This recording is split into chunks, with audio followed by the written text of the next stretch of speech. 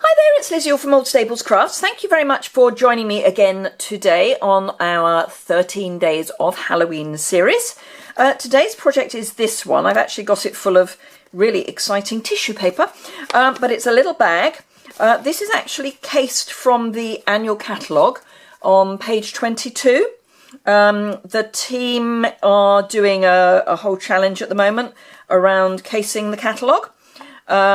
So this is my version of page 22. If you have a look at that, you'll see it's quite a lot different. It's quite a lot different. So let's get started. As I say, this is part of the Halloween series, so I am using the Spooky Night paper. The key to this is to know which way up is, or to use, which is what I'm doing for this, a paper that doesn't matter which direction you're using the paper. This was the pumpkin paper, obviously, so I needed to be aware where up was.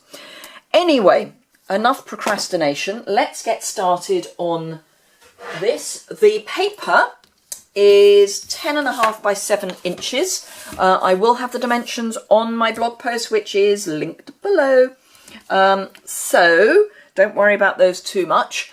With the 10.5 length at the top, I'm scoring at 1.5, 5, 6.5, and 10. And then this is where, if you were, sorry, that moved a bit, if you have a direction on your paper, when you do this, you want this to be the top. So if I bring this one in, I would have it lying that way, because the next score is 1.5 inches here, and that's going to be our bottom piece. So you don't want that with the pumpkin heads here. Pumpkin heads, isn't it sad that I can actually think that pumpkins have got heads. Anywho, so I am going to burnish those gently, because it is only paper. And then we've got to do a little bit of trickery, pokery. Actually, I will bring this in because I didn't,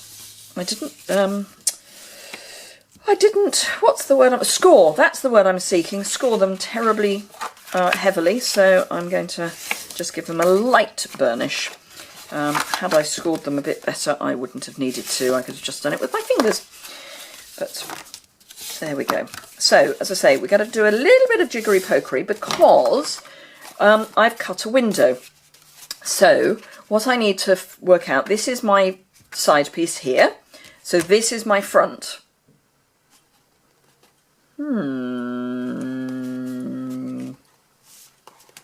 Is that my front? No, I've done it the wrong way round. There we go. So this is my front. It's fine. It really doesn't matter. In fact, I haven't done it right. I've done it exactly right. It's just my brain's not working. So this is the front. So I have got to cut using the Lots of Labels framelets. I've got to cut a window with the second from largest framelit. I will need the largest in a moment, which you're going to think is not possible because I've now got this in the way. This won't fit through the Big Shot. So if I bring in my Big Shot platform, it's not going to fit through. However, it's fine because all I'm going to do is wrap that under there and place my die where I want it, centre it on these lines here, and then making sure that I've got this absolutely as far in as I possibly can and still get it through the machine. Pop my top plate on,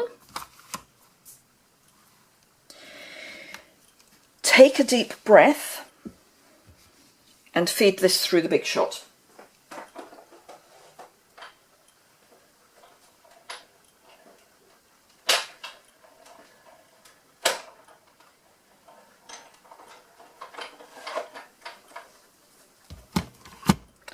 and I promise you it works. You do end up with a bit of an extra embossed line there, but that's fine. There you go. Phew. Don't you love it when it works? The other option you could do, if you're a little worried about that, is it's not ideal, but you could actually put it through with the flap up, but then as this is the front, you want that's going to be this bit, so you don't really want to cut into this flap, but if you're a little worried about it, that's the way round it. The other bit of die cutting I need to do whilst I've got the dies out is from a piece of Cajun Craze. I'm going to die cut the frame. I would hasten to add, I have already die cut the vellum, which is what's here, and that's using the largest frame die again. So the vellum was a piece the same size basically as my Cajun Craze, which is my usual first layer mat, or it could be the second layer mat. All the dimensions on the blog post, so do not worry.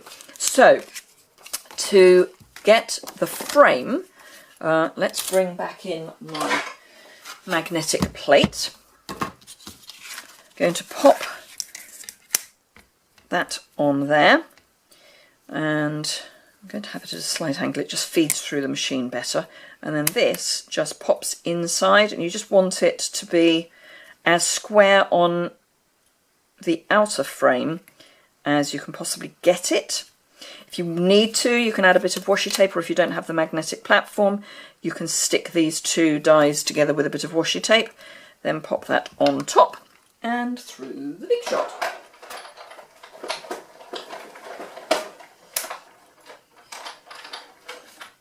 And let's bring the whole thing back because it's coming apart on the plate. So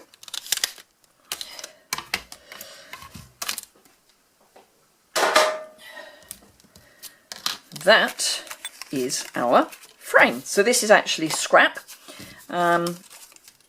So you do have quite a nice large label that you can use for something else in Cajun Craze. So then the only other thing we need to do is stamp and then stick the whole thing together. So with my inner piece, this is going to go over the top effectively. So it's actually going to go, never mind. So I just need to be aware of where the where this frame is going to be on here, because what I've done here, you can see, is I have stamped some cobwebs. So this is vellum, so I'm using archival black so that it dries properly. So I'm just going to take that, and now what I could do, or what one could do, is actually draw round the inner frame and put that underneath your vellum, but I've got a reasonably good idea of where that's going to go, and it's not vital because I just want these sort of in the corners, if you like. Better than that, we'll give that another go. Line that up again. There we go. And then you can turn it, they don't have to be exact, so you can turn it how you want it. And then even if you want, have them overlapping a bit, but it's just to add a bit of detail up there. Just clean that off quickly, because what you don't want is to leave the black ink on there too long, because it does stain, so the quicker you can get rid of it, the better. Yeah, I've got some glue there. It's probably fast fused, knowing me. And then I've got these are from, it would be useful to know which stamp sets I'm using, really, wouldn't it? I'm doing both the Merry Cafe and the Coffee Cafe. Remember, the Coffee Cafe, if you want the framelets that go with, the dies that go with, buy them together and you get 10% off. So I've got the Witch's Brew and with Scream and Sugar. And I'm going to pop this as close to the cobwebs as I can get. And stamp that well. And again, clean quickly so that you reduce the amount of staining. So let's, didn't actually need to take that off. Right, okay, so while I'm leaving that to dry, I am going to just stick the frame onto my paper, because that just needs to dry a little bit before I go any further. And in fact, this is going on the inside, so ideal moment to put my frame on. And I'm going to use my favourite wet adhesive, because I then have a bit of wiggle room.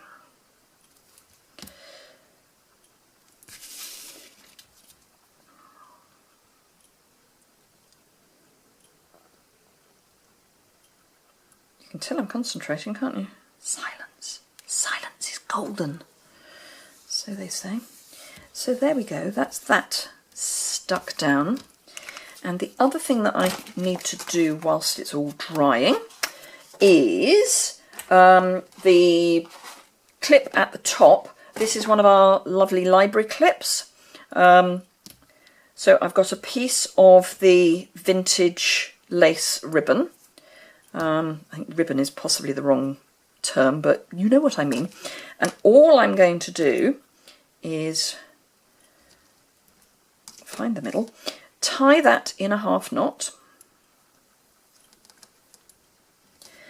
pop in a piece of the mini sequin trim, and then tie a bow round it. So that traps the mini sequin trim within that knot. And it really doesn't matter if it's a bit all over the place, because that's kind of the point. But it just gets that all trapped. So that's that done. So hopefully that is pretty dry. I'll just blast it with my heat tool very gently, by which I mean from a distance.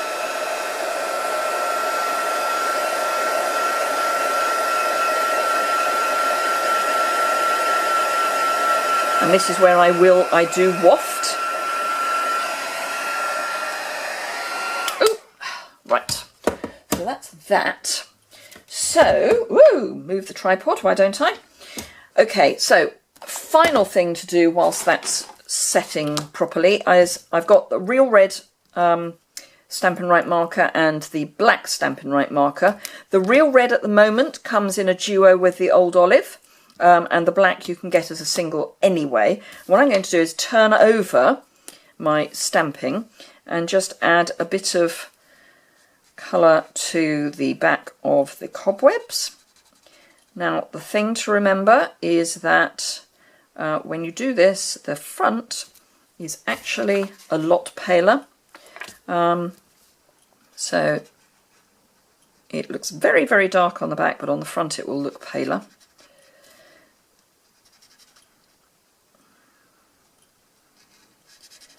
You don't actually have to fill it all in, you can just, you know, highlight bits. And then the red, I'm going to highlight the Scream, just because it felt like a fun thing to do. So that's that, and again, I'm just going to dry that down with my heat tool, and then we've got to do some heat embossing, and we're pretty much there, other than putting the bag together. And we're at 14 minutes, and I'm okay on battery, so we're good to go. Right, so that's that. Versamark embossing buddy would be good, it's there. So make sure that's well done.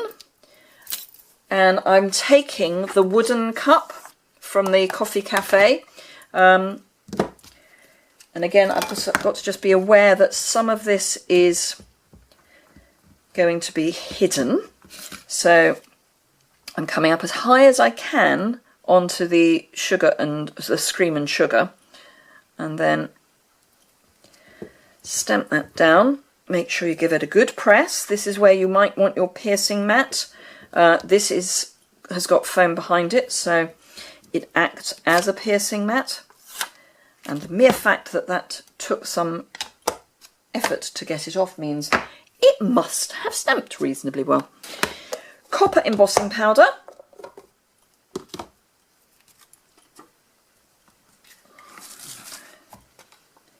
Dribble, dribble, dribble. Probably came a little bit too high up, but it's fine. Pop that out of the way. Grab my trusty cheese board. Pop that on there. And then blast this with the heat tool.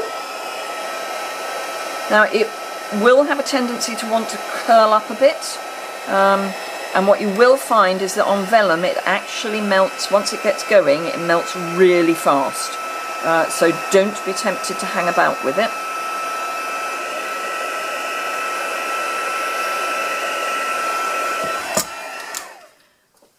So that, because the vellum is thinner, it heats up quicker. So part of the whole embossing process is actually heating up the card. But as I say,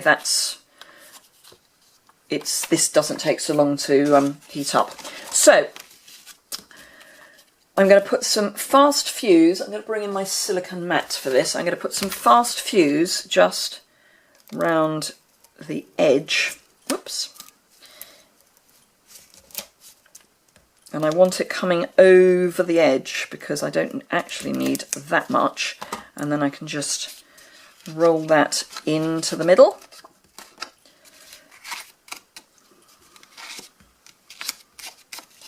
And then a bit at the top and the bottom.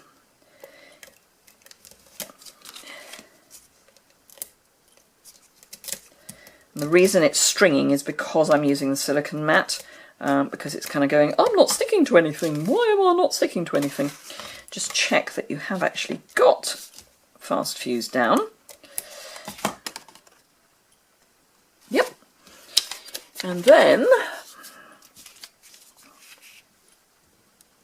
you kind of hover it so that you know you're there or thereabouts. And bang. So that's that put together, and ooh, stray dimensional. So that's that. Then, oh actually there are a couple of other quick bits we need to do. So, basic bag, as ever, just trim on the narrow 1/2 inch edge, and then just, so wedge and then lose that bit. Everything else is just a straight cut.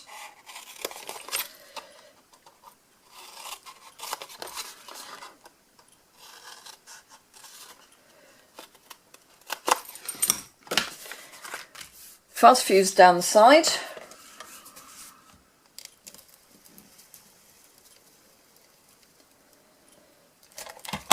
And then fold that in and that over, and it will line up perfectly. The sides go in, the back comes forward, glue on the back of the front piece.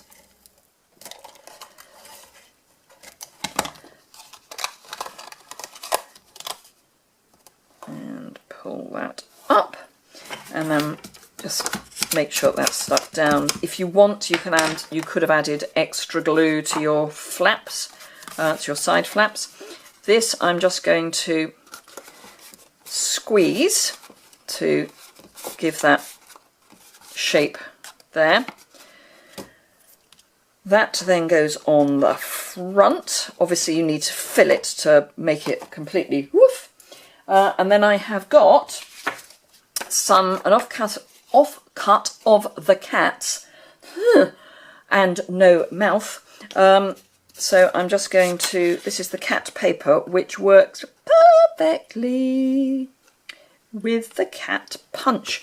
You'd think they were made to go together, and that's because they were.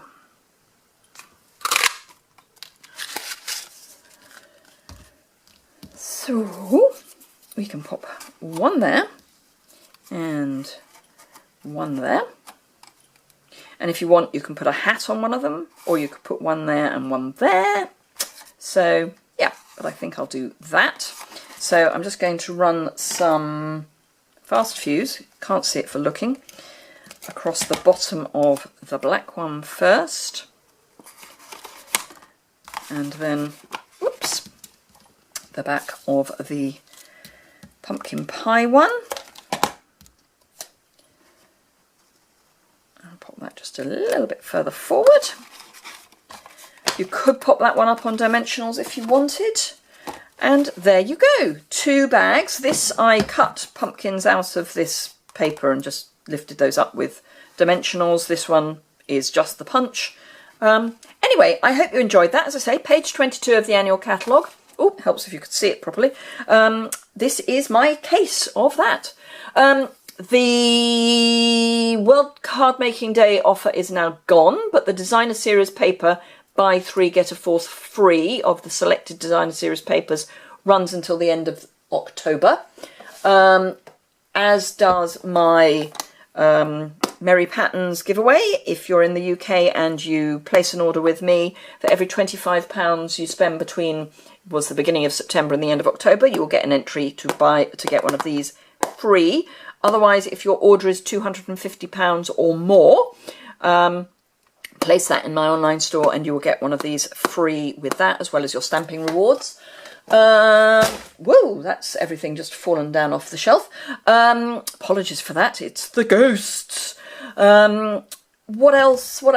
That's pretty much it. Don't forget to subscribe by hitting the button down in the bottom right hand corner.